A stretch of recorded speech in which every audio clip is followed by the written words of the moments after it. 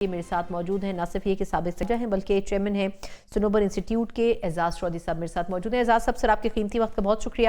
سر finally وہ تمام efforts رنگ لائیں جن کے بارے میں ہم بات کر رہے تھے، بلکہ کل تک بہت سے تجزیہ کاروں کی رائے تھی کہ 50% چانس ہے شاید بات چیت ہو، کیونکہ لاسٹ مومنٹ تک اسرائیل نے ایران پر حملے کر کے بات چیت کو خراب کرنے کی کوشش کی۔ لیکن آپ کے خیال میں خود امریکہ بھی کتنا انٹرسٹڈ تھا کہ ان اینی کیس ڈائیلاگ کامیاب ہوں؟ جی بہت شکریہ۔ ایک تو خیر پاکستان کے لیے اچھا دن ہے کہ اس نے ایک جنگ جو بھڑکتی جنگ بلکہ جو زیادہ تیز ہو رہی تھی اس کو روکنے میں کردار ادا کیا، جس کے لیے یقیناً ہماری قیادت جو ہے وہ لائق تحسین ہے۔ دوسری طرف آپ صحیح کہہ رہی ہیں کہ دوسرے عناصر بھی موجود تھے، اور ڈونلڈ ٹرمپ صاحب جو ہیں وہ اب کافی دباؤ میں نظر آ رہے تھے۔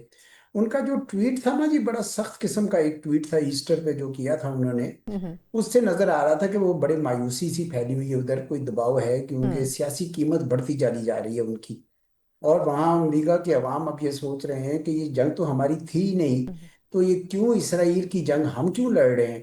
اور اسی وجہ سے آپ نے دیکھا کہ وہاں پہ اتنے بڑی تعداد میں وہ ہوئے تھے، پروٹیسٹ ہوئے تھے۔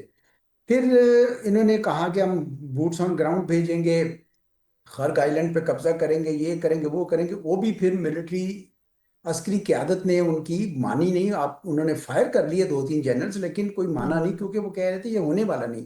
تو ڈونلڈ ٹرمپ صاحب کو اب سمجھ آ رہی تھی کہ ان کی قیمت، سیاسی قیمت اگر بڑھتی چلی گئی تو کہیں مڈ ٹرم الیکشنز کی قیمت نہ پڑ جائے۔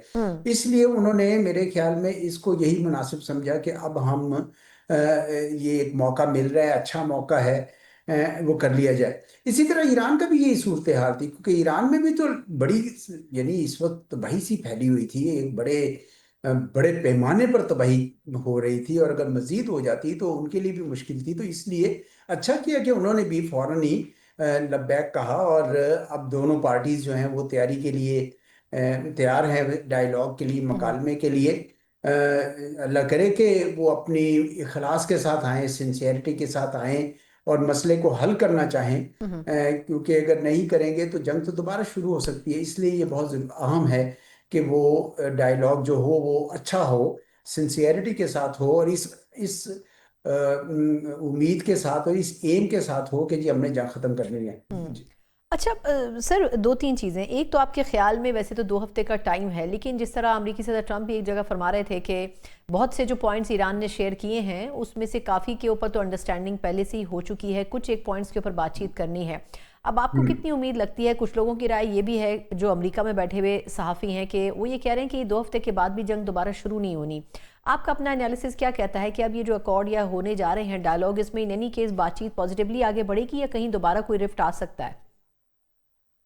جی دیکھیں، اس میں ڈرفٹ تو آنے کے چانس ہیں، کیونکہ ایران کے جو 10 نکات ہیں، اگر آپ ان کو دیکھیں یا ان کو غور کریں تو 10 نکات کے اندر لکھا ہوا ہے کہ جی امریکہ اپنے بیسز سارے علاقے سے ختم کر لے، اور اسٹریٹ آف ہرمز پہ ایران کی عملداری مان لے۔ یہ ساری وہ باتیں جن کے اوپر امریکہ اتنے آسانی سے نہیں مانے گا، تو اس وجہ سے بات چیت تو ہونی ہے۔ پھر اسرائیل بھی ایک ایسا فیکٹر ہے، آپ کو پتا ہے کہ وہ تو جنگ کرنا چاہتا تھا۔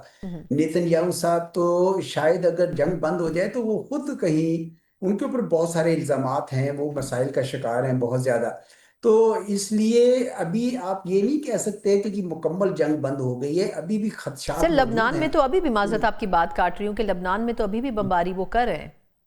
جی جی بمباری کر رہے ہیں، کیونکہ وہ نیتن یاہو صاحب تو باہر رہ ہی نہیں سکتے بغیر اس کے۔ جی مجھے تو یہی لگتا ہے۔